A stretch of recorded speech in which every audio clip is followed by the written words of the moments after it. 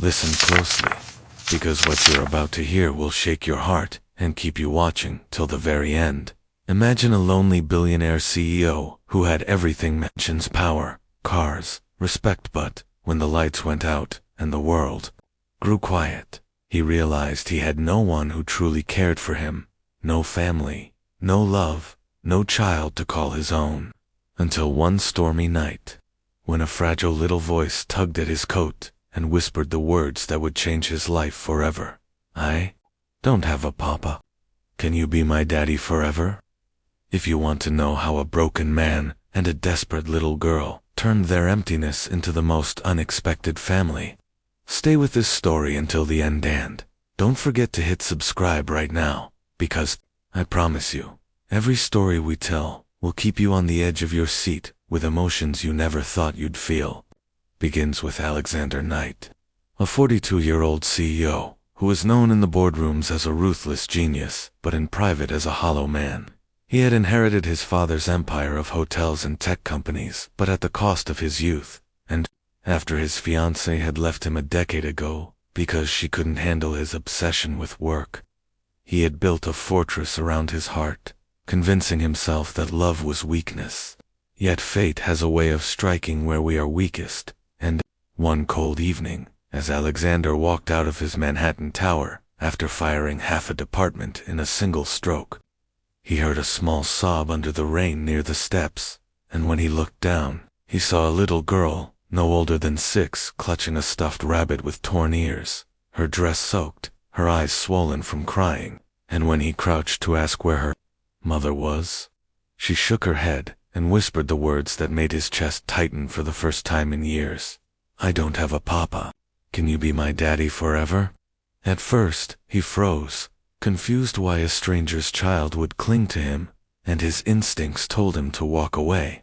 But something in her voice, so raw, so pleading, so innocent, broke through the armor he had worn for years, and against every logical thought.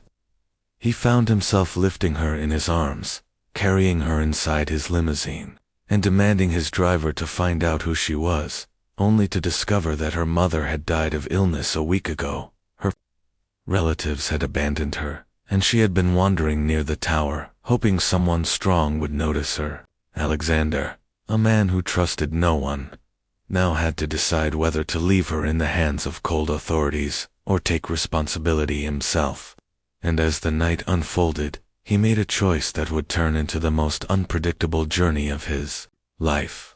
Unravels the storm of consequences as Alexander brings the girl, whose name was Lily, into his penthouse, thinking it would be temporary until the system placed her elsewhere. Yet every day she dismantled his carefully built walls. She would draw him pictures of Papa and me and stick them on his refrigerator.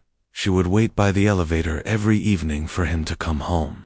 And slowly, his house, once sterile and empty, began to fill with laughter, spilled juice, bedtime stories, and questions that no billion-dollar deal had ever prepared him for.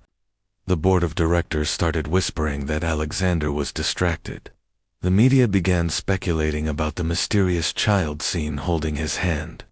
And his cold rivals tried to use this vulnerability against him. But what shook him most was not the corporate war, it was the moment Lily fell ill one night, crying for a father she could not lose again, and Alexander sat by her hospital bed realizing he had already become what she begged for on that first night, her daddy, forever. Yet shadows from his past rose again when his ex-fiancée reappeared, smelling blood in the water, offering him marriage in exchange for protecting his image and demanding that Lily be sent away to an orphanage.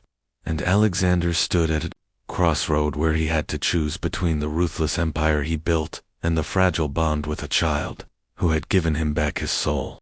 His enemies plotted, his reputation trembled, but when he saw Lily clutching his sleeve whispering, "Please don't let them take me, Papa," the decision was sealed in his heart no matter the cost. Brings the final twist when Alexander goes to war, not just against his enemies, but against the system itself. In court, lawyers tried to prove he was unfit to adopt because of his cold lifestyle, his business scandals, and his rivals poured millions into sabotaging his reputation. But for the first time in his life, Alexander spoke without calculation. He stood in front of the judge and confessed how empty his billions had been. How one little girl's voice had saved him from despair. How he would burn his empire to the ground if it meant keeping the only family he had left. And when the gavel fell granting him permanent guardianship, Alexander felt a tear escape down his cheek, a sight none of his employees or enemies had ever imagined. Yet the story didn't end in a courtroom. His empire did tremble. His board tried to overthrow him, and just when he thought he might lose everything, Lily surprised him with a secret she had kept.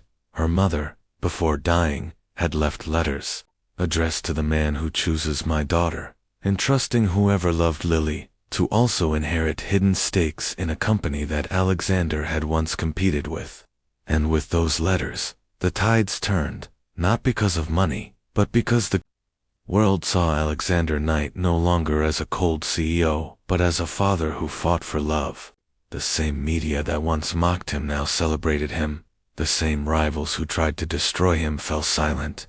And Alexander discovered that the greatest empire was not built in skyscrapers or bank accounts, but in bedtime hugs, tiny footsteps on marble floors, and a little girl who once said, "I don't have a papa," but now proudly introduced herself to the world as Lily Knight, daughter of the man who had everything and nothing until she gave him forever. Asterisk. And if this story touched your heart even a little, imagine how many more are waiting. So hit that subscribe button right now, because the next story might just be the one that changes the way you see love, family, and life itself.